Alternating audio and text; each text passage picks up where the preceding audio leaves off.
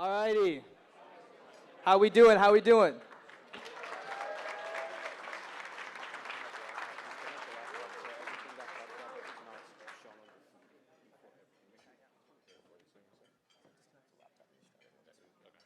All right, so unfortunately we're having technical difficulties with the video, so we are going to give ourselves a brief introduction on Breakthrough and why we are all here today. So my name is Roman Scott. I study computer.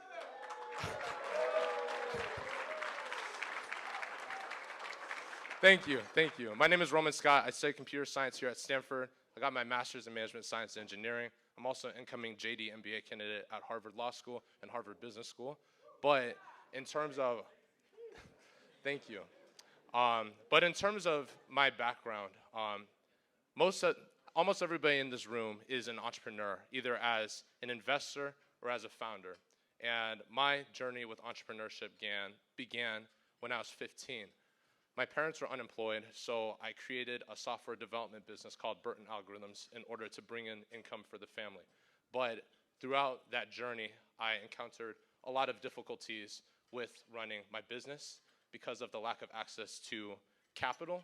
I also didn't know anyone that was a lawyer, so I had to learn how to incorporate the business on my own, how to write my own contracts. So there were a lot of barriers that came with pursuing entrepreneurship that I thought if there was an accelerator that was catered to people from people that are outside of just Silicon Valley, this nexus point where these resources are available, then this would greatly benefit me in terms of running my business. And when I met my co-founder, Ipon Nafi, we started to ideate ways that we could democratize access to venture capital throughout Silicon Valley to the rest of the United States. So I'll pass off to Ipon in order to give his introduction.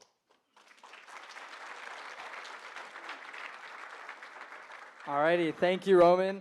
Pleasure seeing you all. Thank you for making it out. I know you came from all across the country, so truly welcome to Stanford and welcome to Breakthrough. I'm Ipon Nafi. I'm a master's student here at Stanford in the Sustainability and Management Science and Engineering Department. I just finished my undergraduate last June, combining computer science, product design, political science. And just like Roman, I really believe in the power of community and what people can do when you connect the dots between people. And I've always wanted to give back because it's such a privilege being in the center of innovation. And I've always wanted to pay that forward to people back home in Bangladesh, where I'm ethnically from, who historically don't have access to those resources that we have here. So I created Design for Bangladesh as an inaugural Obama Chesky Voyager Scholar. And I taught these kids in Bangladesh about design thinking and entrepreneurship, and just seeing the possibility of that to transform people's perspectives and seeing how sharing knowledge and resources can really inspire people. That's what brought Roman and I together on Breakthrough, because we really believe in democratizing access to entrepreneurship, and we see the potential it has to transform our communities. So thank you so much again for coming today.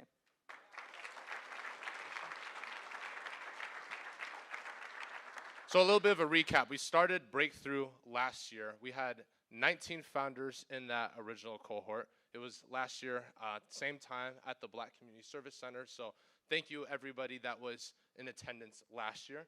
In terms of our metrics, we had 19 founders. We had over 100 investors attend that original demo day. And the year following since that event, our founders have gone on to raise $10 million in follow-on venture capital.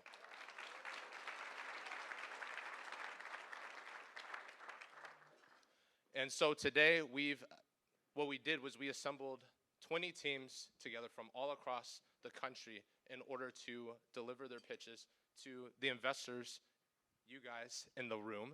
And one thing we want to do before we get started with our pitches is thank you to our sponsors.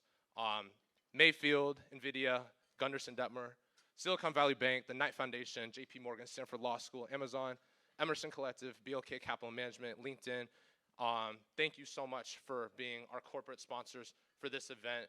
This would not have been possible without you. And again, thank you to our individual donors as well who have made contributions in order to support our initiative. We would not have been able to host this event without you. In addition, thank you so much to our on-campus sponsors, including Black in Computer Science, RD&E, who graciously granted us this venue to host the event, Career Ed, ECL, the Center for Equity, Community and Leadership, and Omega Psi-Phi and the Divine Nine fraternity and sororities. Awesome. So today you'll be hearing from the 20 brightest minds from across the country who are working on the next wave of groundbreaking companies in agentic AI, semiconductors, defense, sustainability, and many more. And we really believe that they have the potential to revolutionize society. So what we're going to start is we're going to have each of our founders come up and give you a little bit of information about what their company is and why they started that. And after that, we'll transition into the networking component where you'll be able to touch point with these founders one-on-one and get to meet them right outside in our courtyard right over there. So yeah. Awesome. Let's get started with the pitches.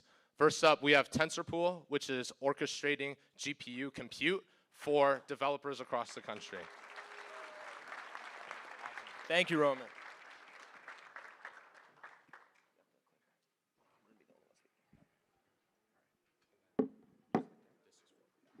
Awesome. It's nice to see so many familiar faces out here today. I'm Tycho, and we're TensorPool. What we do is we provide large-scale GPU infrastructure to machine learning teams creating foundation-sized machine learning models. It's kind of like Vercel, but for GPUs. So before I get into the nitty-gritty of the product, here we have my two co-founders. We got Joshua and Flamelo. Joshua's the CTO, and he's done some pretty cool machine learning work at companies like Apple and the Chan Zuckerberg Initiative. Noche's our CPO, big dog, and he's done some pretty cool machine learning work at companies like Google DeepMind and Nextdoor. I'm a little bit more on the finance side of the machine learning world, and I've worked at companies like Blackstone and PIMCO. So something we've noticed in all of our machine learning roles is as ML developers in academia and industry, we found it an absolute pain in the ass to orchestrate and use GPUs. It was absolutely ridiculous. Like 40% of our day we spent just like orchestrating GPUs. So we're building exactly what we wish we had as machine learning engineers. TensorPool, the easiest way to train machine learning models on the cloud. So we handle all of the infrastructure, the GPU orchestration, and the insights, enabling machine learning developers to 10x their iteration speed.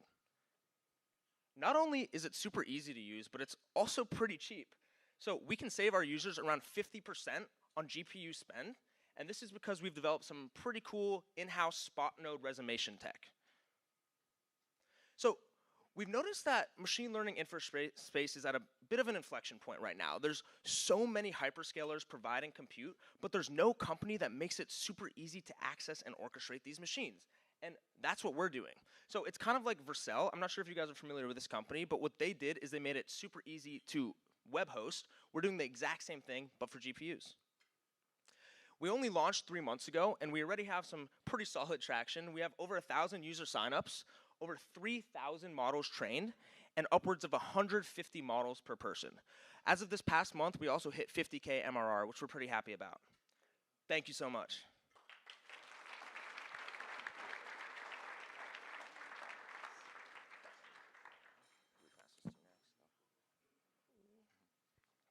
Next up is Avelis.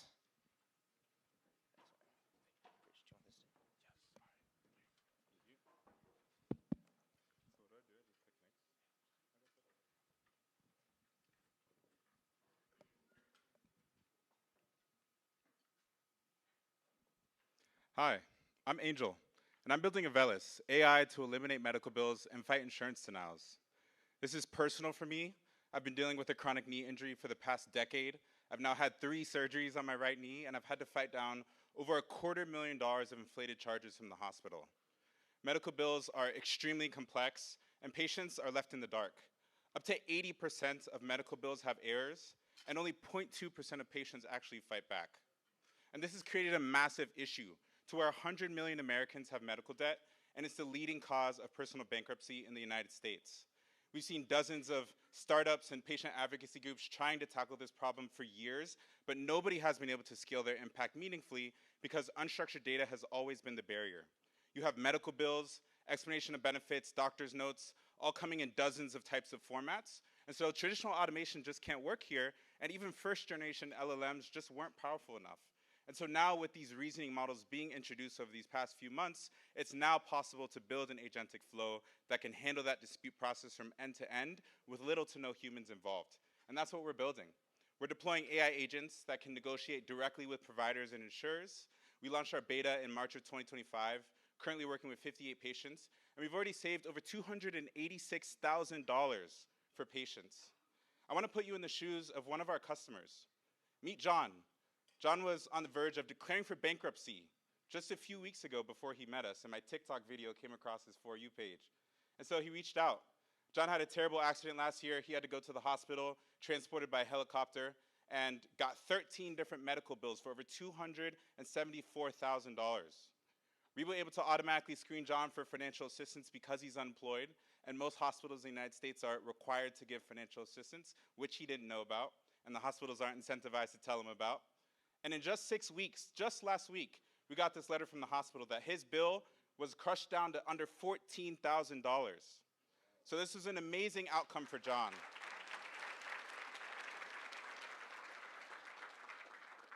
But a not so amazing outcome for the millions of patients like John who are fighting their bills every single day and have nobody helping them out. And this is why I wake up every single day to build this company. This is my background. I studied computer science and economics at Harvard College. I'm a third-time founder. My co-founder and CTO has a decade of experience as a senior engineer. Him and I were actually previous co-founders at our last company, so we've been working together for the past 4 years. And we're currently raising a $1 million pre-seed, which will help us reach our next milestone of serving 3,000 patients in the next year. Thank you so much.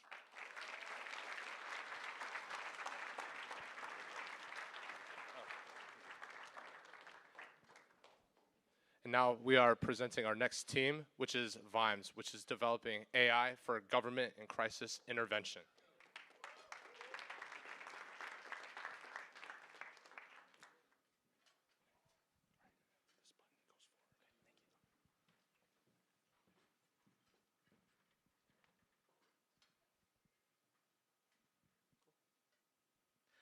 Hey everyone, my name is Kevin, and I'm excited to tell you guys about the story behind Vimes. Growing up as a kid, I went through part of the Child Protective Services pipeline. Through that, I would go through these forensic interviews conducted with different partner agencies, including schools, police, hospitals, CPS, so on and so forth. I'd get asked the same questions again and again, and later realized that there was a fundamental data communication issue, where these agencies aren't communicating information properly. My co-founder, Saul, who's right there, was a former police officer and saw this problem from the other angle. As an officer of the law, he realized that there was no standardized assessment for assessing child risk. So your definition and my definition of a child being at risk of abuse is different, the same way that two law enforcement departments have different definitions. He went on to Harvard on a Kennedy Fellowship to continue researching child fatality.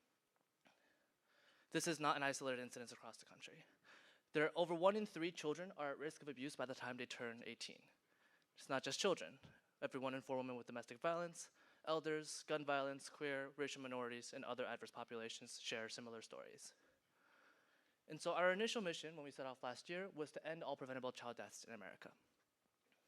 Now we aim to make sure that no vulnerable population falls through the same cracks as before. So we did some research looking at the existing framework of what currently happens. On average, it takes 42 days for a child to receive services from CPS.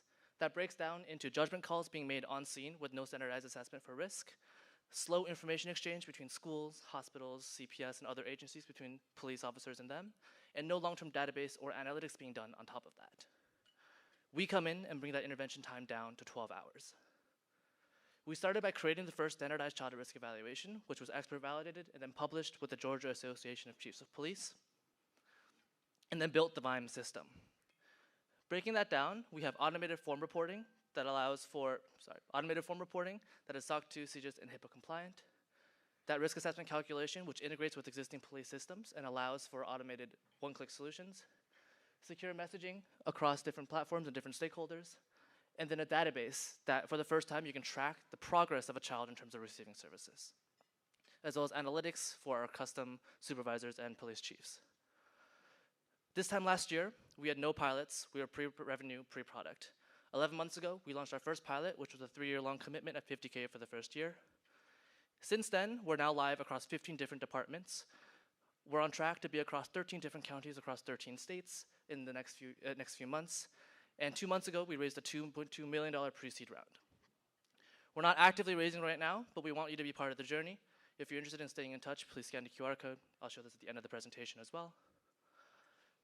Like I mentioned, almost 15 states are on the product roadmap. Primarily right now, we've launched in Georgia, but you can see some of them here. And just a few weeks ago, we had an MOU signed in Georgia State with the Association of Chiefs of Police and House of Representatives for an $8 million statewide rollout. We're the first party to bridge all these systems together to solve child welfare and building trust from the ground up before anyone else is able to. Ultimately, we want to become that public safety player that unites all agencies, from police to paramedics to firefighters, first responders, even intelligence agencies, and hold that data and control it from the beginning up. Thank you. Please stay in touch.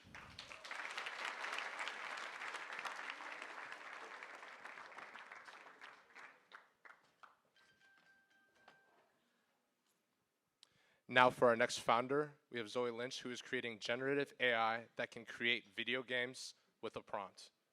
Thank you,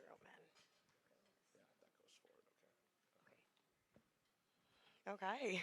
Hi, everybody. My name is Zoe Lynch, and I'm the founder of Variant AI, the first meme game social platform. Who loves telling stories?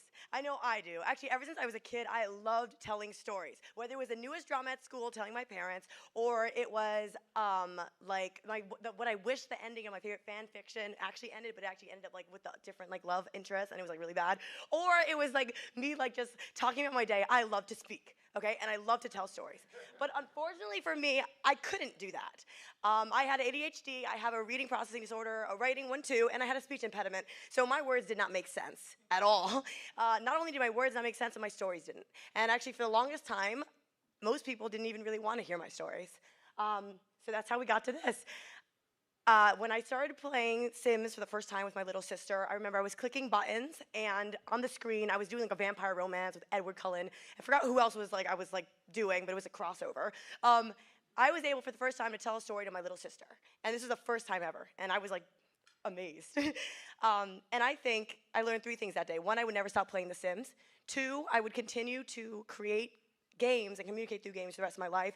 And 3, games are a powerful language. Games, I believe, are the next form of digital communication. If we look at social media, we have evolved from text, image, to videos and GIFs, and I believe the next step is something more immersive, something like interactive media, and that looks like video games. So this is us. So this is me and my founding engineer, Tony Su. We're both geeks, AI masters and senior at Stanford University right now. I worked for The Sims. I love research. He makes AI influencers, and we also both have a love for dating Sims. So that's why we work together. So let's talk about our problems. Social feeds are passive. Game creation is painful. When we look at our feeds, the only interaction we can do is like and comment. When we look at games, they're slow to build. I know that for sure. And in regards to actually getting seen and like visible, just if you want to tell your story, it's so hard on crowded stores. So that's where Variant AI comes in. A tweet, ad, joke, whatever it is, into a 60-second game.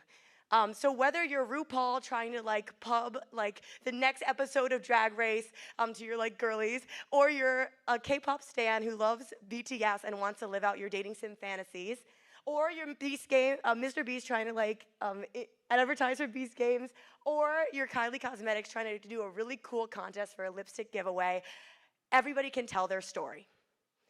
So here, it's clear that 4 mega markets converge: social, mobile gaming, UGC, and short form.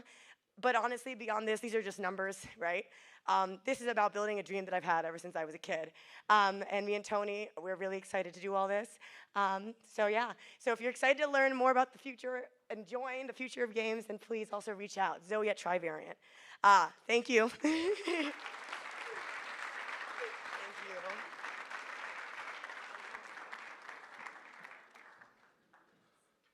Thank you, Zoe. Up next, we have David, who's lowering the price of decarbonization for carbon and steel industries. Thank you so much. Hello, everyone. Hey. I'm David Brown, co-founder of Helix Carbon, where we are decarbonizing heavy industry by utilizing carbon dioxide. And we're starting with the iron industry, because iron emits over 2 gigatons of CO2 every single year. And the reason why is because the furnaces that are in operation today are built on fossil fuels. They need it to create syngas, which is the key chemical reagent for turning that iron ore into iron that's ready for steelmaking. And there's no way around this. There's no replacement, not at those furnaces that are operating today. That is the problem that Helix Carbon is here to solve. We've developed a novel co-electrolysis system that can utilize carbon dioxide and water together in the same cell, and we can do it out of dilute waste streams, which means we can place our system on site at an iron furnace and take in all of those emissions in their entirety, no carbon capture required, and turn them directly back into that exact same fossil fuel syngas that they're currently using today. This creates a carbon recycling loop that is a massive win for the steelmaker because they can access those green steel markets and they can double their revenue and almost 10x their profits. We see this as a nearly $400 billion market in hardware sales alone, and we are well on our way. We're raising a pre-seed round right now to go from the lab scale to install our pilot by the beginning of 2026. And after that, we're working on a phase scale-up solution to enter the market prior to 2029.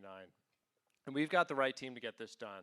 My co-founder, Evan, is not only a background in engineering and an MIT grad and a Yale grad. He doesn't rub it in my face. But he also worked with the Biden administration specifically on iron and steel decarbonization. They didn't have a solution then. They have one now. I myself am a U.S. Army veteran and former Apache helicopter pilot, and I know what it takes to bring an operation from the beginning to the end. My co-founder, Ariel, is an MIT professor and an experienced startup founder, and we just hired our first employee, a PhD electrochemist out of Princeton, Michael Brennan Smith. Our current pre-seed raise, we've got about 10% closed, and we're looking to close on the rest of it. We are Helix Carbon. Thank you so much for your time. Please follow up after.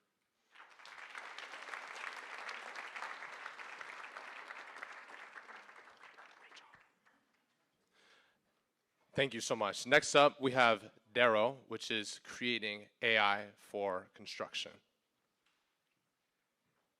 Thank you very much.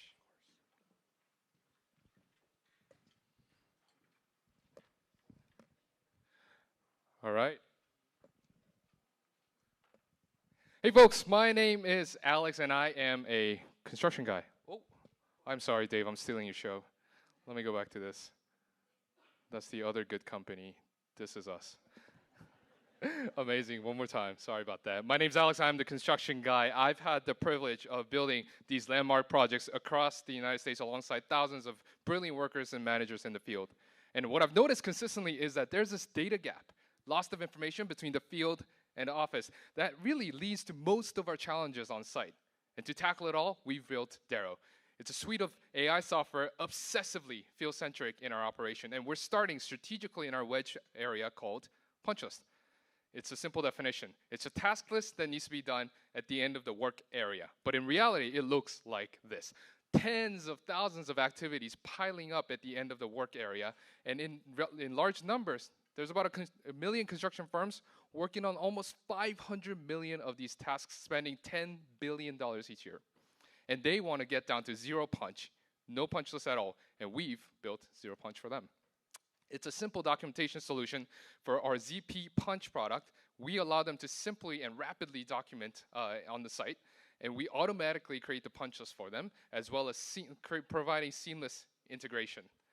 But punch list is cyclical, while site documentation is perpetual. So we built ZP Notes. It's designed to replace the camera app on your phones, so that you can be more intentional about documenting throughout the entire life of the project for every single person on a job site, and it helps you retain the institutional data that's being lost day by day. When it's in full effect, we will be bridging that said data gap between the field and the office. So how we got here is very, very fun. Earlier this year, this team got together, and within 3 weeks of that, we had our MVP, and we were on a big pilot site. And we tested and tested it and iterated rigorously. And we got on the App Store just a few weeks ago. And within 3 days of that, we got our first paying customer. But we're not done yet. We're currently in the finalization stage with 3 more projects, in negotiation with 5 more, and in various discussion points with 30 or so projects, all within 2 to 3 weeks of launching on the App Store. This is just a beachhead. We're very excited about it, but we're really, really excited about the fact that we're building a data lake around construction. And we're going to leverage that into multiple products coming up to challenge the hardest problems within the construction industry. And this is the team behind it. Again, the construction guy, and Abhinav is the product leader for our team, and then Ajinkya is who we describe as a technical genius. But beyond the resumes, we're just a bunch of like-minded brothers having way too much fun building solutions for our friends in the construction industry. And we're backed by these amazing organizations. So folks, we'll ask you to join us as we scale Darrow, the most intuitive software for construction. The AI is so practical that it thinks like a builder and it swings like a hammer. Thank you.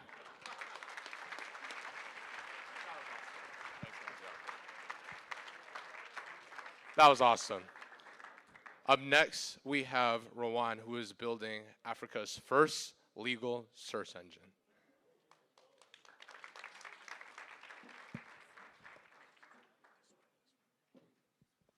Hi, everybody. My name is Rowan, and we're building the first Pan-African repository of all case law and legislation. So 1 in 4 people is going to be African by 2050. That's part of the reason I spent my first law school summer clerking for the Chief Justice of the Rwandan Supreme Court, who gave me full access from the Supreme Court through the primary court to conduct interviews and identify potential intervention points for access to justice. It was there that I saw that it's hard to find, sort through, and engage with law, both in Rwanda and across the African continent.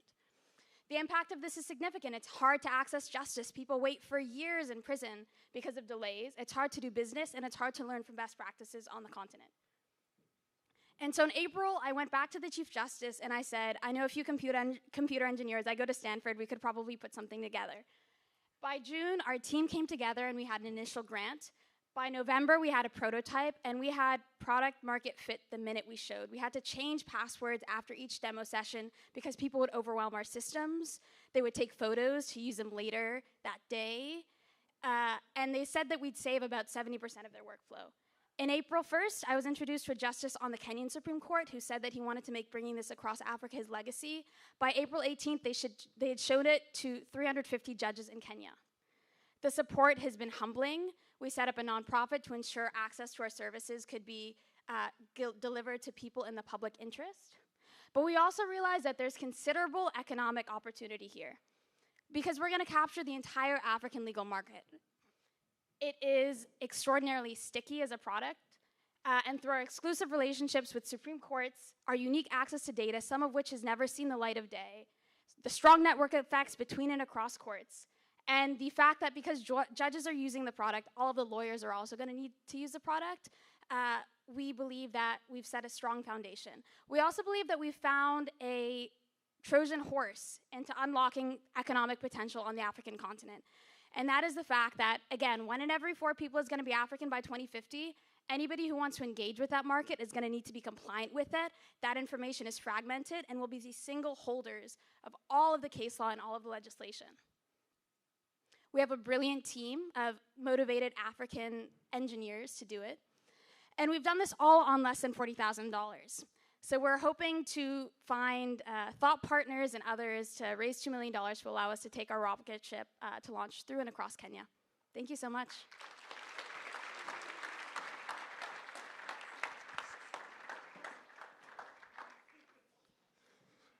Awesome. Up next, we have Nosa, who is improving manufacturing for industrial robotics.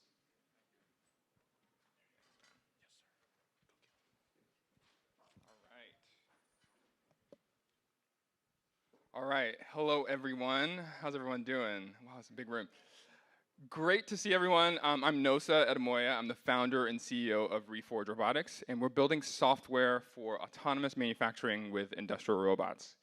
So right now, we're at a critical inflection point in our country. Everyone knows that global trade has shifted dramatically, and there's an emphasis on companies reshoring supply chains so that they can build what they need, but we don't have the labor to do it here. And fortunately for everyone in this room, AI and robotics is coming just at the right time. But the problem is, well, the opportunity really is to rebuild this manufacturing system with robotics and automation, and that's what Reforge is doing. So the problem that we're solving is that robots aren't currently accurate enough to do the highest value manufacturing task, and that's cutting metal. So metal is used, cut metal is used to make all kinds of engineered products, all kinds of things that you all use. And what we're doing is we have a proprietary robot control software that removes the vibrations that create inaccuracies in robot arms. So we can remove up to 98% of robot vibrations to make robots as accurate as these CNC machines. And so what does that mean? That means that you can have now a robot that can do everything that the CNC machine can do, but not only that, it can do things that the CNC machine can't do. And so you can now start to automate a lot of things that you had to do in the manufacturing shop before with labor, with the same robots. So to recap, our software unlocks high-value manufacturing for industrial robots, which unlocks really high operational efficiency in factories. And so that means really happy customers that get their parts on time and at competitive prices. So this is what the factory looks like now with Reforge Robotics. Most of these tasks can be automated by a robot, and the tasks that can't be automated, there's a lot of great companies already working on automation there. And so we are going to market by manufacturing parts in our low volume facility in San Leandro, California. So just right up the street, you can come check us out. And we're manufacturing for on-demand marketplaces like Xometry, MFG.com. And the market's huge. We're starting here in the US, obviously, because there's a big need. But we envision a global supply chain that's built with Reforge Robotics factories. So in Michigan, you'll have an autonomous vehicle factory that we're building, and then in LA and Houston, you'll probably have aerospace factories that we're building. So we're going to be region-specific and region-focused. And so this is a team that's building this company. So myself, I spent the last 10 years, working on software that improves how hardware performs. And I met my co-founder also in my PhD program in Michigan. And we're currently executing customer pilots, and we love introductions to people in manufacturing and robotics. And we are excited to rebuild the industrial manufacturing ecosystem in the US. Come check me out in the booth later on. Thank you for your time.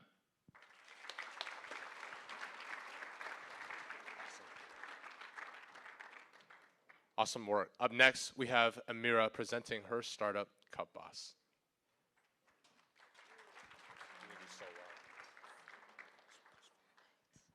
All right. Hi, everyone. My name is Amira, and I'm the founder of Cupboss. And in order to talk about Cupboss, we have to talk about periods. For the women in the room, this needs no introduction. But for the men in the room, especially those of you that tuned out the second I started talking about menstrual cycles, tune back in, because there's somebody in your life that you care about, your wife, your girlfriend, your daughter, your sister. Somebody has a period every single month, so this matters for you too. Now, for women on their period, there are a number of products that you can use to collect your menstrual flow, pads and tampons being the most popular. But there's a better product out there, the menstrual cup. Now, the menstrual cup is a reusable product that can be used, again, to collect your menstrual flow. And it's better than the tampon in a few ways. It can be worn for 3 times as long, it's not associated with life-threatening infections, and it's reusable, so it's better for both your wallet and the environment. Sounds like the perfect product, right? Very wrong, very, very wrong. I had a terrible first experience with the menstrual cup, and sparing you the gory details, let's just say there were a lot of tears of frustration and a lot of panicked Google searching. I've even met some folks that have had to go to the emergency room to get the cup removed from them after an unsuccessful attempt themselves. Now, as a product designer at Stanford and somebody who's personally struggled with this, I knew that this was solvable. So I started to talk to people. I found that 90% of women that don't currently use menstrual cups cited fear factor and a steep learning curve as their barriers to starting to use this revolutionary product. But what made me most hopeful was that 70% of these same women were open to trying the cup if these fears were addressed. That's a lot of women. Now, I came to understand that this was a market expansion opportunity. Whereas right now, only about 14 million women are using the menstrual cup, there's an opportunity for 53 million women across the United States to get on board with Cupboss filling this usability gap. So my team and I decided to go out with the old and in with the new, and that's how we created Cupboss, the beginner-friendly menstrual cup. If you'll notice our cup, shown here in blue, it has origami-inspired creases on the side of the cup that make it easier to fold into a compact shape, making the insertion process that much easier. There's also an elongated loop stem that makes it easier to remove. It's simple, easy in, easy out, very beginner-friendly. In terms of what I'm looking for here today, I need capital in order to refine our prototype and continue with our user testing, as well as connections that you may have with women's health and physical product investors and entrepreneurs that can help us to get Cupboss on shelves in retail stores everywhere and make a difference for the millions of women across both the United States and the world that have something to gain from this product. Thank you so much. I look forward to continuing the conversation outside.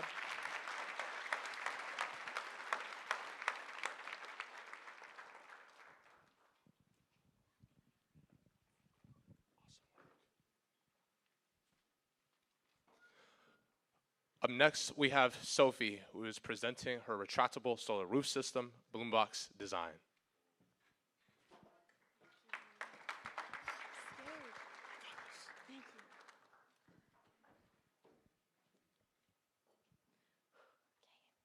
Good afternoon, everyone.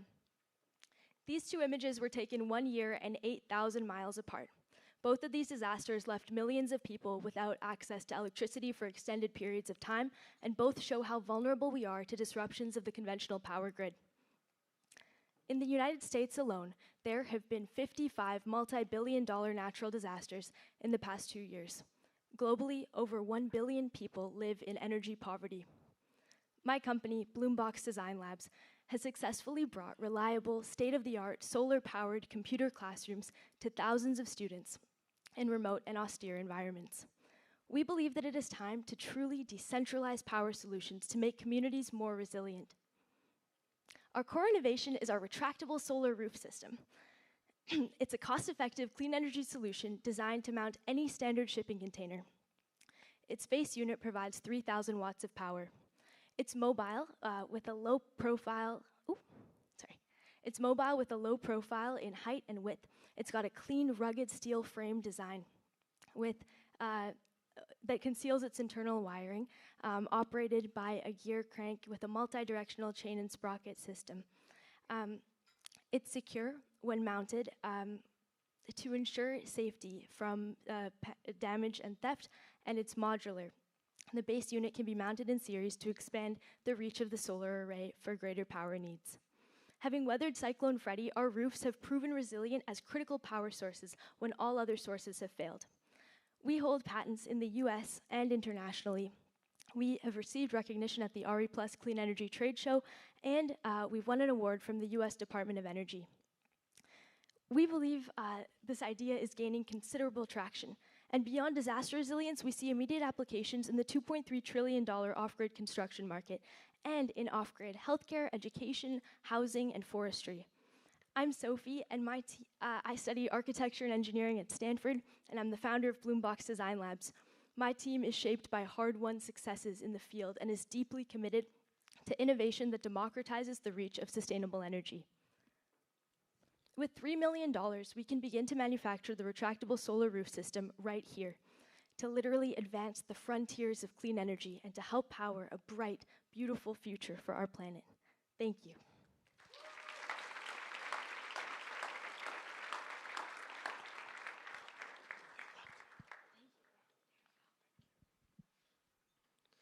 Thank you, Sophie. Up next, we have Adil, making Braille more easily accessible for people with smartphones. Thank you. This button, right?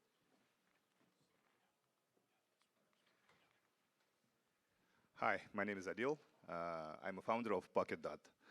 So imagine that you're texting with your loved one and sending something like "I miss you" or Venmoing money to your friends, and notice that a stranger is observing every word over your shoulder.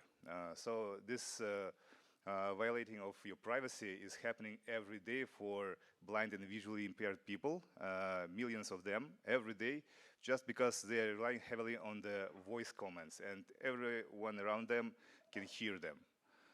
So the privacy is not just a convenience, it's your essential right of every person. So what we have on market today, it's voice comments that everyone can hear them. Traditional braille displays, it's hardware devices designed 40 years ago to use with specifically with the computer, desktop computers, and use in the office environment. It's like a small pins that go up and down, and visually impaired people can read with their fingers. And also they're big, bulky, you cannot use them on the go. And the third option is external keyboards. And it's just a keyboard, so you cannot read with them. So it's like only one-way communication. So we're a team of Stanford engineers with experience in business, in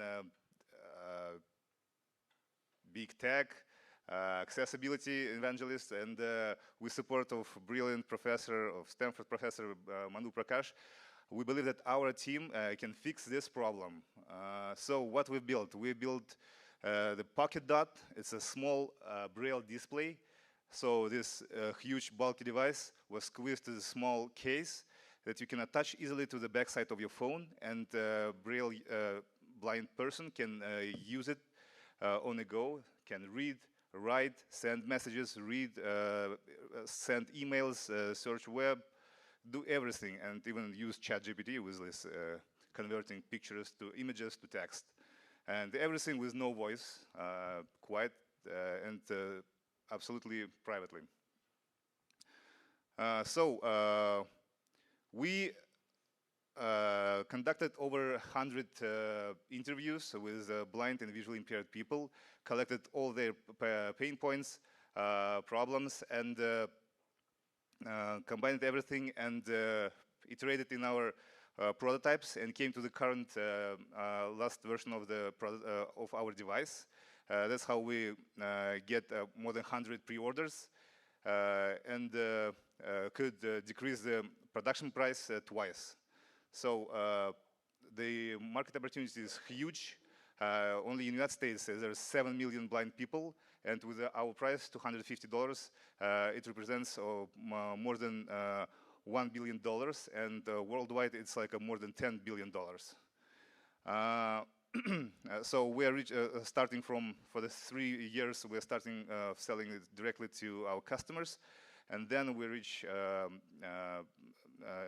insurance companies, bank, or mobile operators, so they can provide the users to the users, and then we will start providing the access subscription to our API for the third-party developers, so they can create their own apps using our device.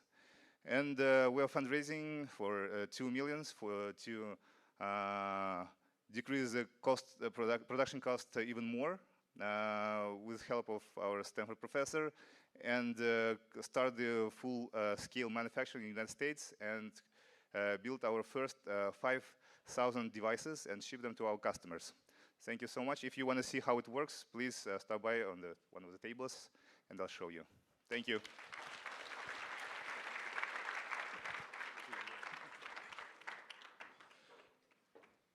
Next up, we have Majira Labs, which is able to use AI to generate semiconductor manufacturing designs on the fly.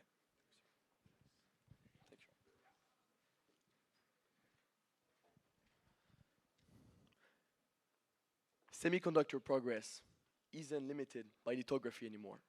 It's choked by 3 years, multi-million-dollar of materials qualification process.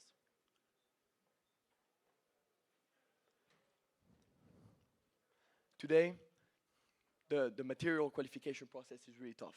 It takes more than 18 months to screen your materials, 12 months to test your wafers, and 9 months to qualify your fab. At Majira Labs, we take this with a different angle. We build a single platform that virtualizes the entire pipeline.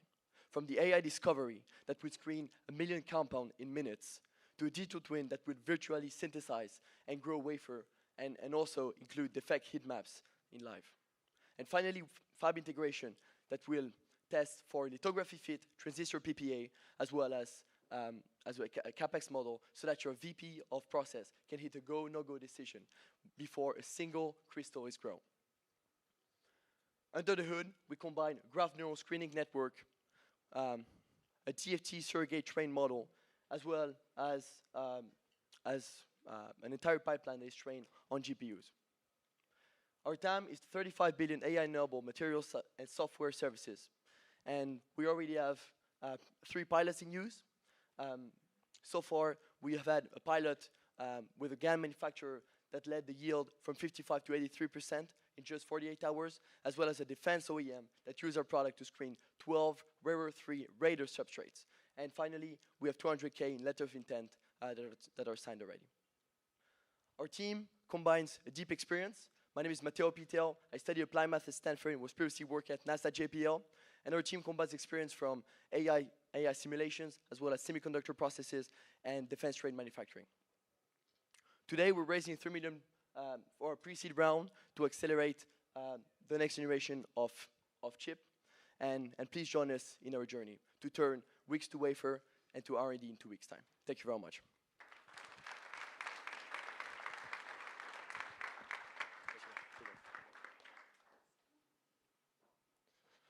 Up next, we have Resonant Health, which is using AI in order to automate the clinical workflow for physicians and doctors.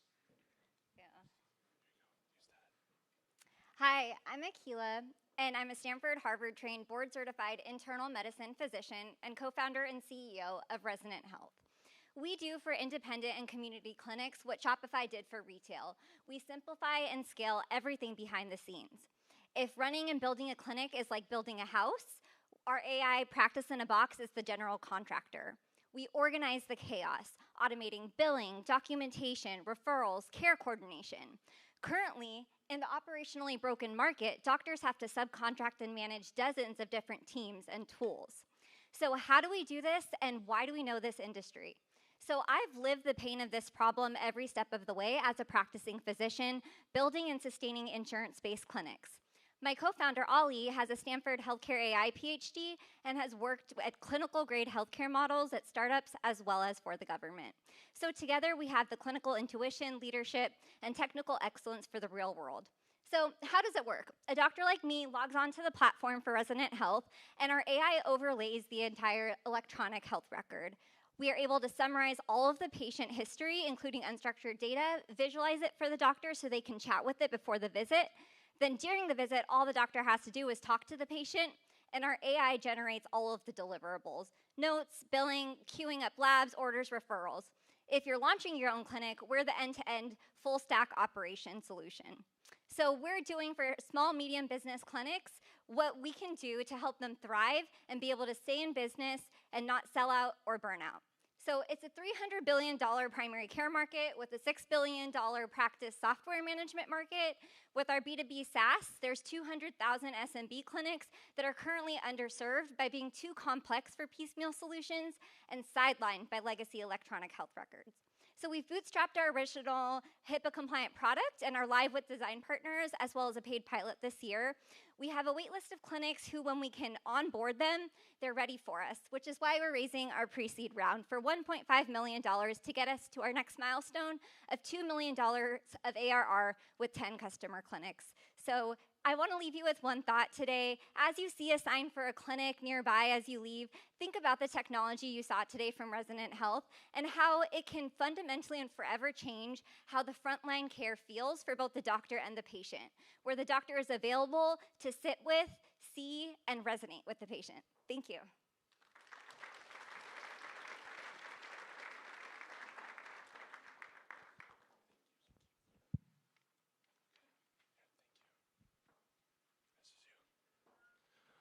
Up next, we have Sirino, which is an AI that acts as your human companion.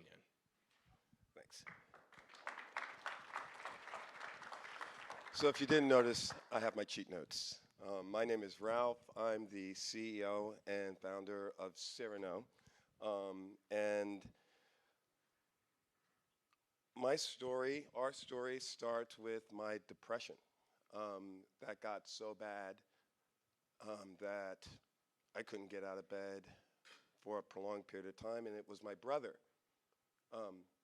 that helped me. And after getting past that, before starting Sirino, I thought, what about those without a brother? What if you don't have anyone? And that's where Sirino began. So I would like to introduce you to our beachhead product. And that is basically an AI companion that helps parents and neurodivergent kids, something that I wish I had growing up. And with that, it makes you think, what is the current problem that we face? And the problem is basically this: parents can't get the help they need when they need it. We know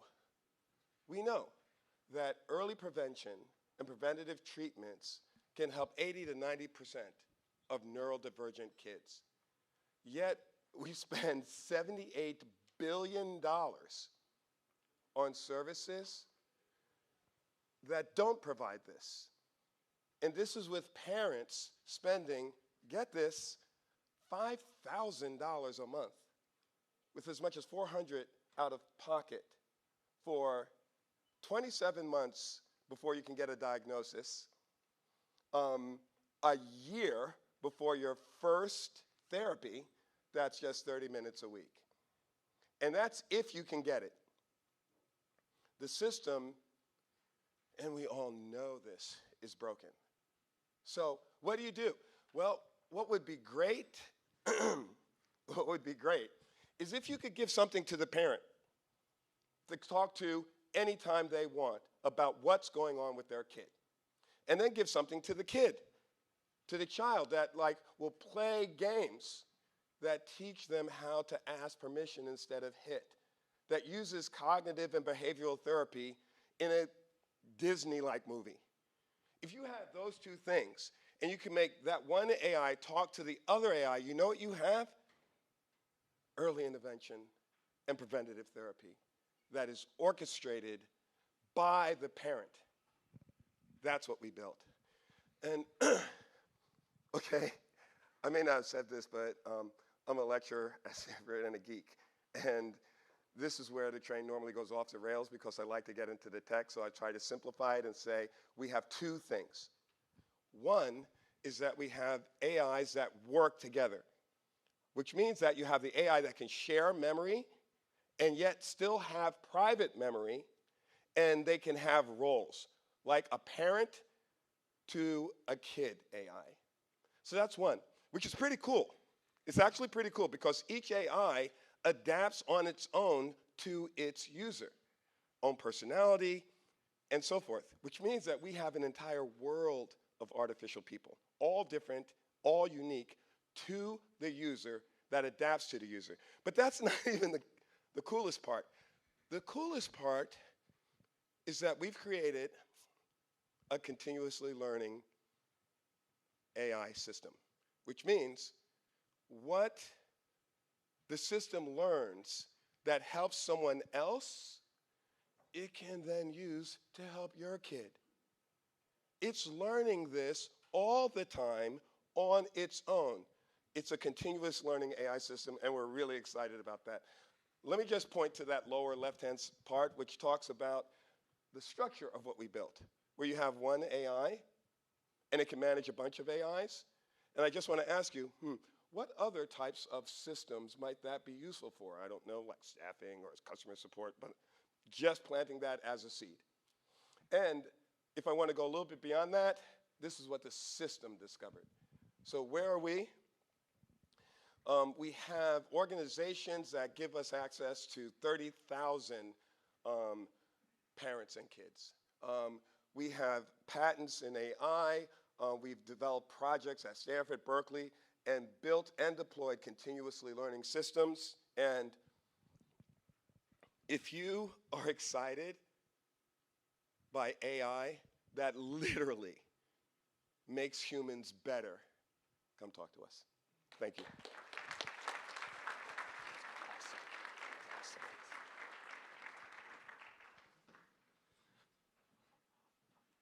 Thank you, Ralph. Up next, we have Glamir AI, which is making beauty accessible to all. Thank you.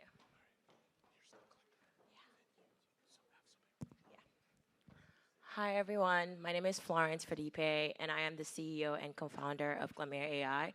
This is Ayodele Kuyed, my CTO, and this is Victor King, our CMO. Glamir AI started as something as a personal problem for me. I used to have trouble finding the right foundation for my skin tone, and many of the products that I would use was not made for me. And I realized that this experience was shared by millions of people, and it is a market-wide problem with limited product discovery, one-size-fits-all beauty, lack of inclusivity in the beauty industry, and outdated tech with augmented reality and filters being the most prevalent aspect of the beauty tech industry. And this is why we built Glamir AI.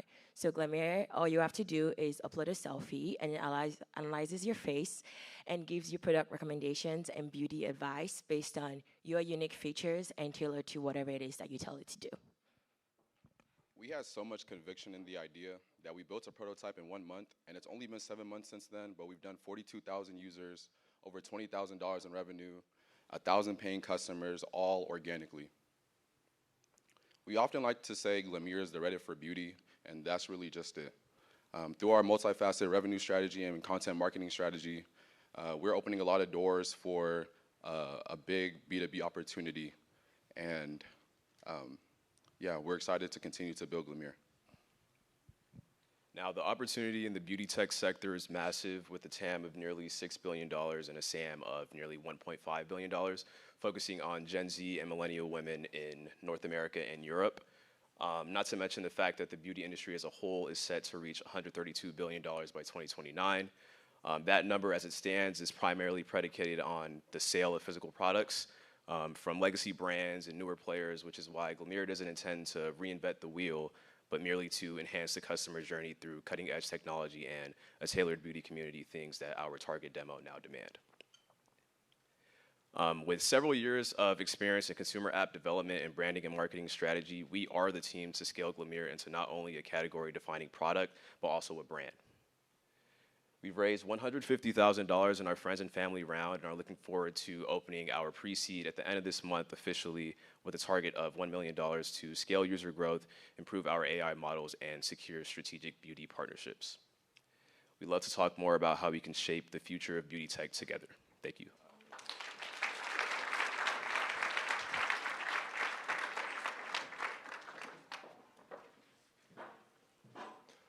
Up next, we have Vidify Health, which is accelerating clinical trials by matching patients with clinics.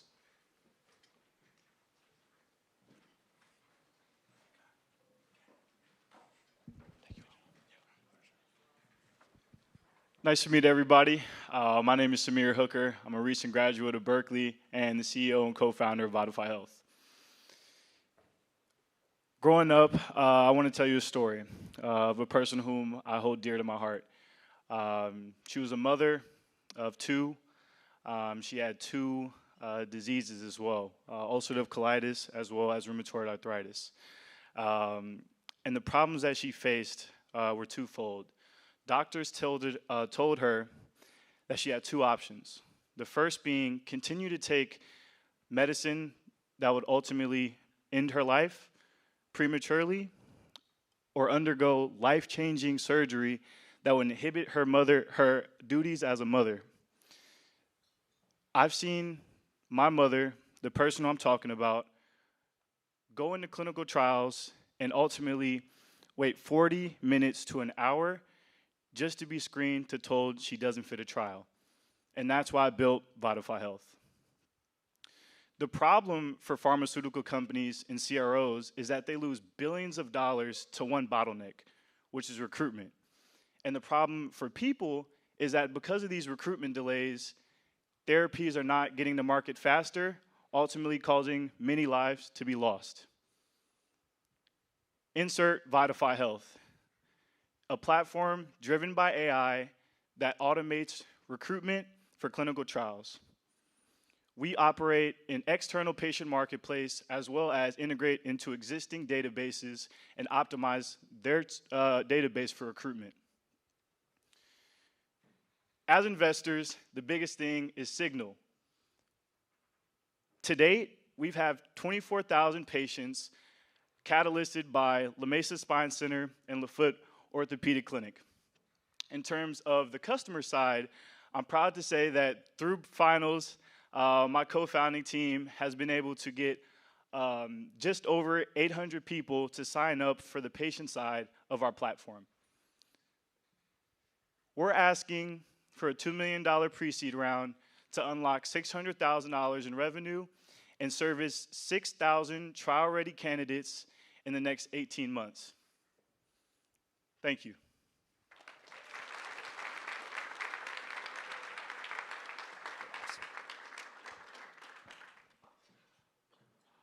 Up next, we have Priyanka, who is building the intelligence engine for the fashion industry.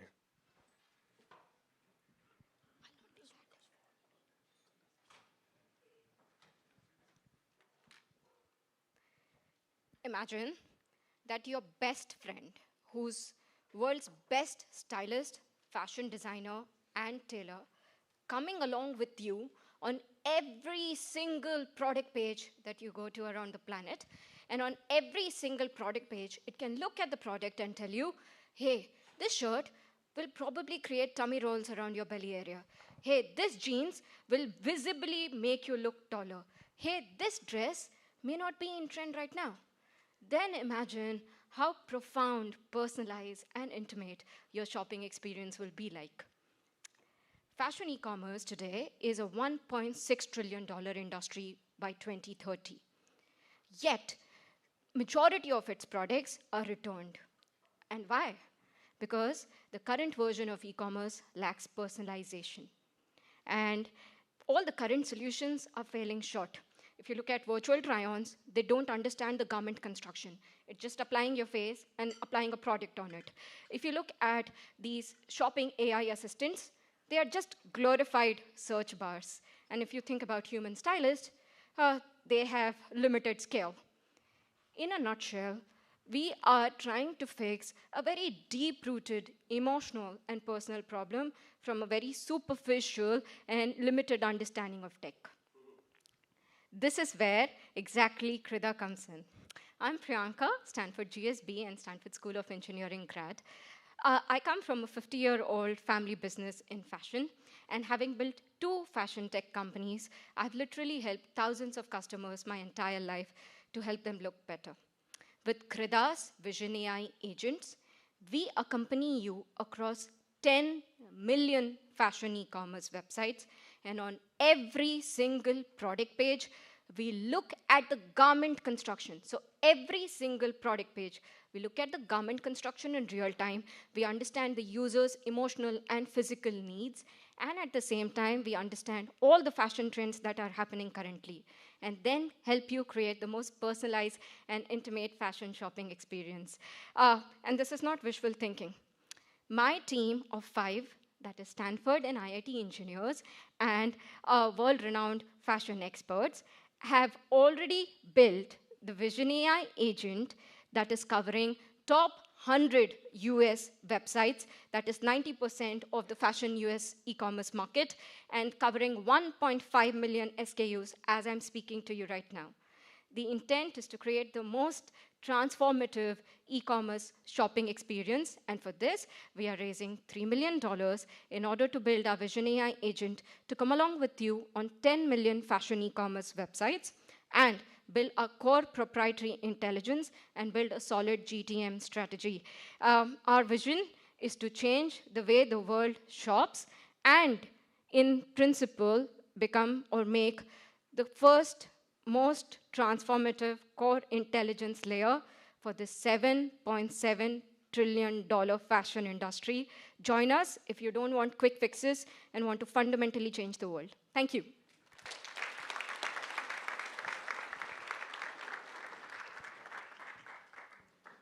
Up next, we have Sunscreen, which is a startup that is reversing the effects of climate change.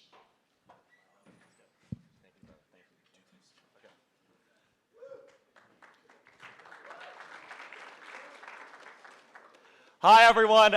I'm Solomon. It's so great to be here with you all. Amazing to see some friends in the room. Can we get a raise of hands if you've been to San Francisco on an extremely hot, sweaty day? That's a lot of you all. Keep your hands up if you wish temperatures were colder that day in San Francisco.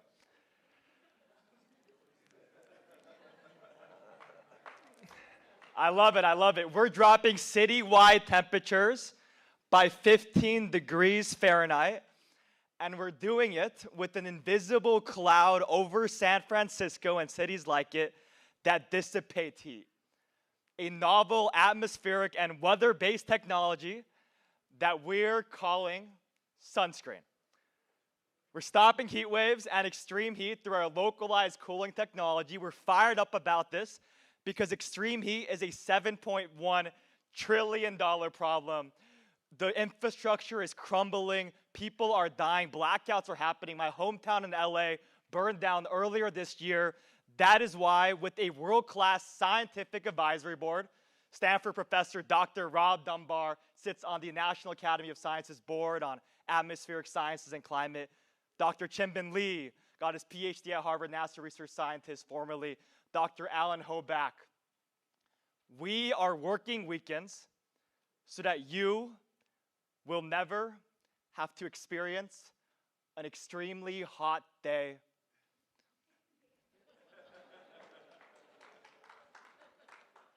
again. And the people are loving it. Just like your phone and your laptop slow down on a really hot day, that's happening to the trillion-dollar economy that is data centers. We validated our research with this. We've been offered to be taken to the Prime Minister's office in Kuwait. In Mecca last year, 1,300 people died from a heat wave. Stanford professors, people I love, wrote the first pre-seed check. We have 3 investors that want to invest. We're going to be raising $8 million for our seed round. The last thing I'll say is this. Open AI is investing $500 billion into data centers. The data centers aren't going to be built in my backyard, no way. And they're not going to be built in any of your backyards. They're going to be built in the burning hot deserts. We're the infrastructure resilience for the AI revolution. And if you're as crazy as we are, come talk to us. My email is on the pamphlet. Thank you, Breakthrough. Amazing people right here. And thank you, friends. See y'all later. Goodbye. All right, you the man, brother. You the man. You the man. Thank you, Ralph. Thank you. That was awesome. Up next, we have Hair Hub, which is a do-it-yourself hair care app for everyone.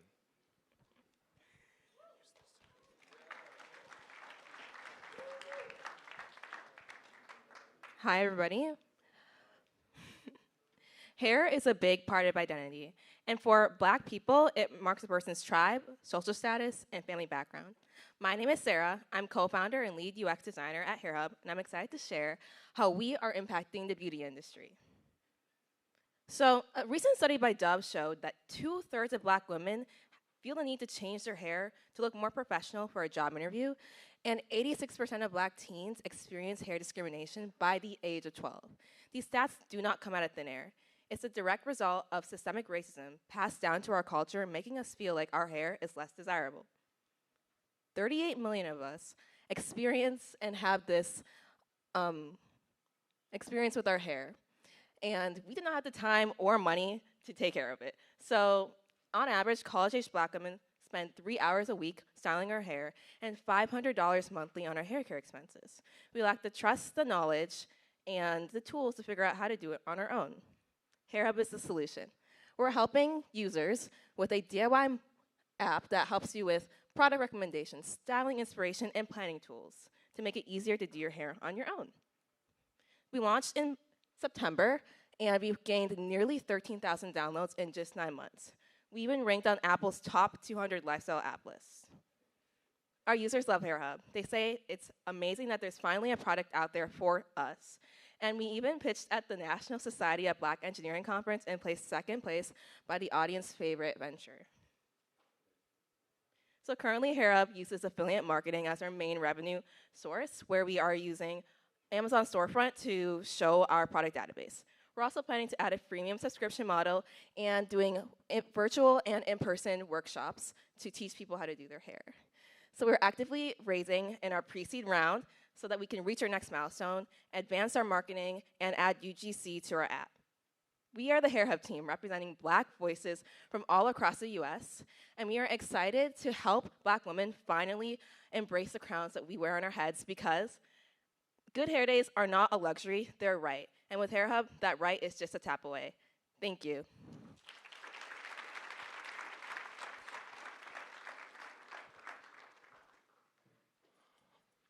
Awesome. Now for our last pitch, we have TK, who is presenting his company that consolidates customer support systems with artificial intelligence.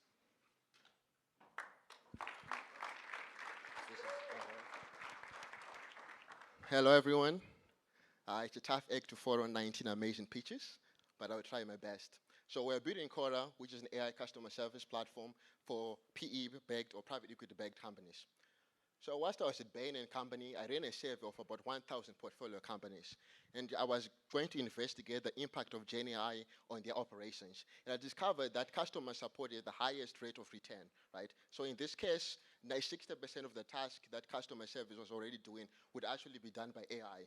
And it was also very important to notice that customer support is a very implication to revenue because of, one, the customer experience and the brand loyalty is really affected by customer support. And of course, it can cost a lot of cost. So from a point of view of automation, from revenue implications, also from cost, we are now building what you call Cora. So Cora is a unified AI platform. So when we say unified, is that most of the customer touchpoints are from social, Facebook, WhatsApp, the website, and contact. We're able to combine that into one unified application. And we also have rapid deployment, and also we can integrate with even the legacy systems. So we've been running for 3 months now, and within these 2 months, we've deployed this to 50 enterprises. And one of the signals that is really exciting is about 60% of those customer services or customer requests are being handled by Cora AI, and 28% has actually resulted in cost reduction. And actually, last week, we managed to actually strike a partnership with Paguro. Paguro is an enterprise solution provider in Brazil, and they are going to deploy this solution to over their 100 portfolio clients. So that will generate us about 100K revenue. And out of those 50 enterprise clients, about 25 have already signed up for the paid solution. So we're starting to get the money. So the market is very big, right? We are focusing on, if we target about 15% penetration, that's the number of private equity-based companies in the United States. We actually anticipating 160 million in ARR within the next 3 years. Our team is very loaded. I have experience as an investor and also as part of the portfolio support, working as Bain in the private equity group. My co-founder, the CTO, TK, has also been a programmer for 10 years, so he's built more than 100 apps and platforms. So we are very much positioned to target the market. So we're raising a seed round, about 1.2 to 2 million, and we want this seed round so that we can scale our GTM motion, and we are also focused on hiring some co-hires that can help us take us to the next level. Thank you so much.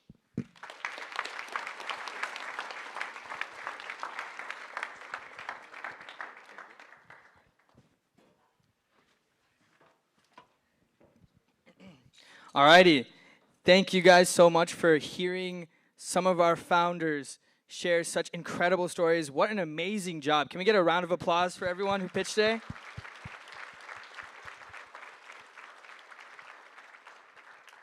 Our founders have been working incredibly hard over the last few months, and this wasn't easy. And with Breakthrough, our program is truly like no other, because we deeply care about the community and we deeply care about seeing our founders succeed, we continue to support them even after they graduate from our program. And today, we would like to show you some of the remarkable progress some of our inaugural founders have made in the first batch.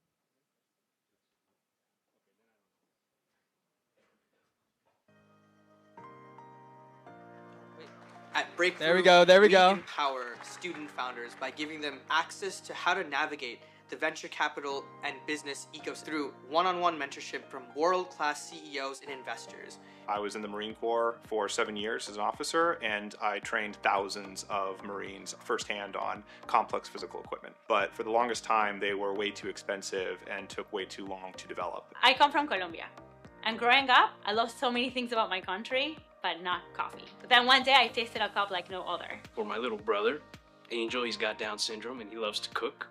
I wanted to create something for him. From 15 to 25, I spent a number of years inside of various juvenile and adult maximum security prisons. And then upon my release, still found it incredibly difficult to get a job. We're redefining coffee with naturally sweet cold brew on tap. We are elevating quality in coffee, rewarding farmers so they can achieve financial independence, eliminating bitterness, both in taste and along the supply chain. Our flagship product, Bento, is meant to create a full, healthy meal for you at the touch of a button in 15 minutes. There are currently 77 million Americans who have some form of criminal record. It's about a third of the workforce. So Resme provides automated compliance for human resource departments in order to effectively help them recruit, screen and retrain justice impacted talent. We create photorealistic, immersive trainers faster and cheaper than ever before. The mission of Breakthrough is more than just supporting founders from any walk of life.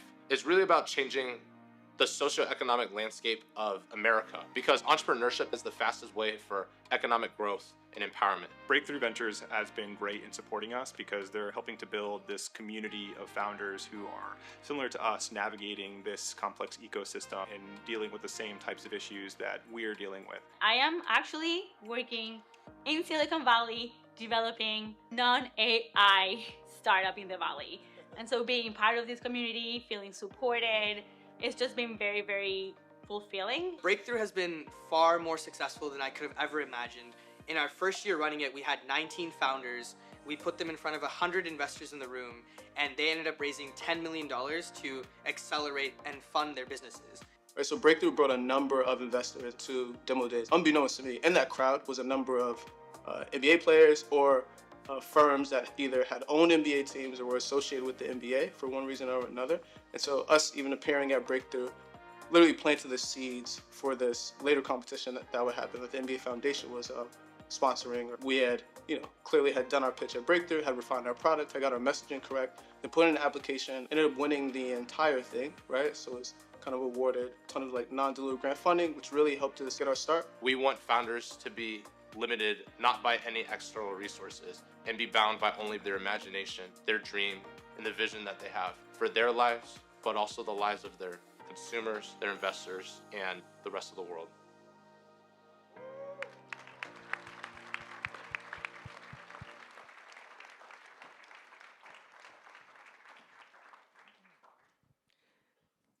Thank you all again for being here today and for getting to see and witness the exceptional talent in this room.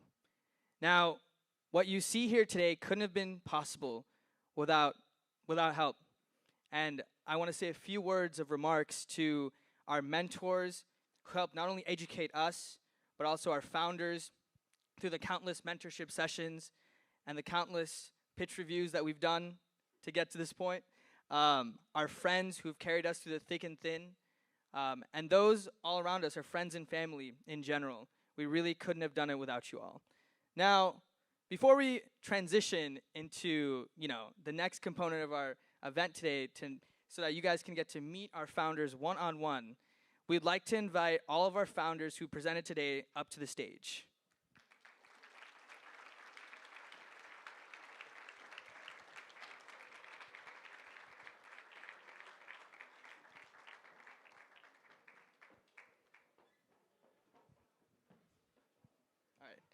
Alrighty, so we have one small thing that we hope will go a long way for our founders. We've fundraised $100,000, and we're giving it all away today. So we have one small thing for you guys. All right, please present the checks.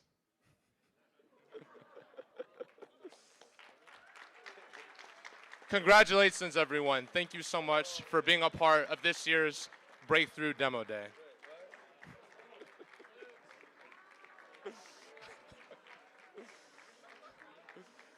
Sure. Who? Oh, okay. My check is blank.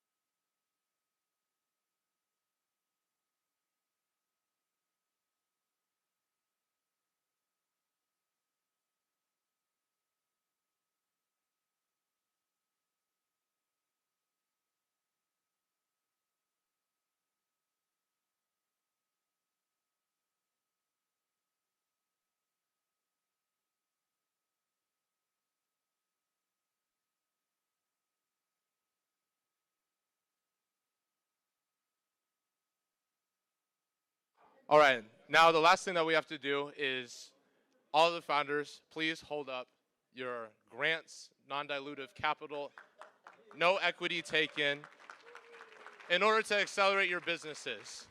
And we are going to take a group photo really quickly. And again, thank you all so much for coming to Breakthrough. This would not have been possible without, my parents always told me it takes a village, and it's like, it's about the community, it's about the support, it's about the ecosystem, it's about leveraging the resources in Silicon Valley in order to democratize access to capital and building up a community of people that are willing to support each other throughout the most trying times. And we believe that with Breakthrough, we're able to evangelize and make this dream a reality.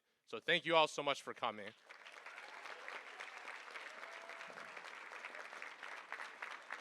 And we also have desserts outside as well for our mixer. And then, do we get the photos as well? All right, let's get a quick picture taken. Everybody hold up your checks.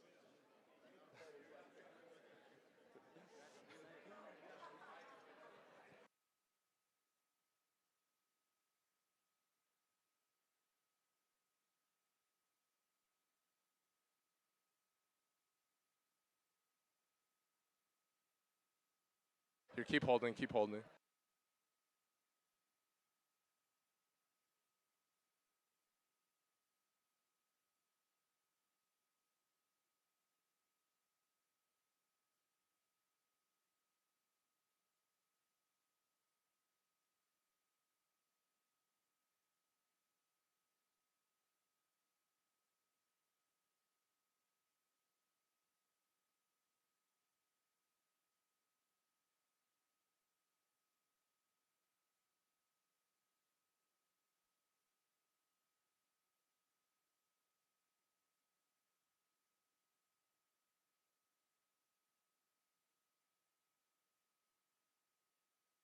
1, 2, 3, breakthrough.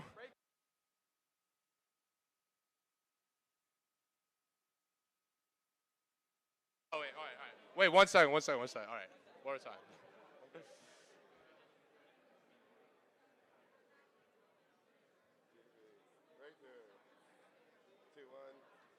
Awesome. All right, now everybody, please head outside for the mixer. So each founder is going to have a table, so feel free to talk to them, ask them whatever questions you may have your dessert. And again, thank you so much for coming to Breakthrough Demo Day.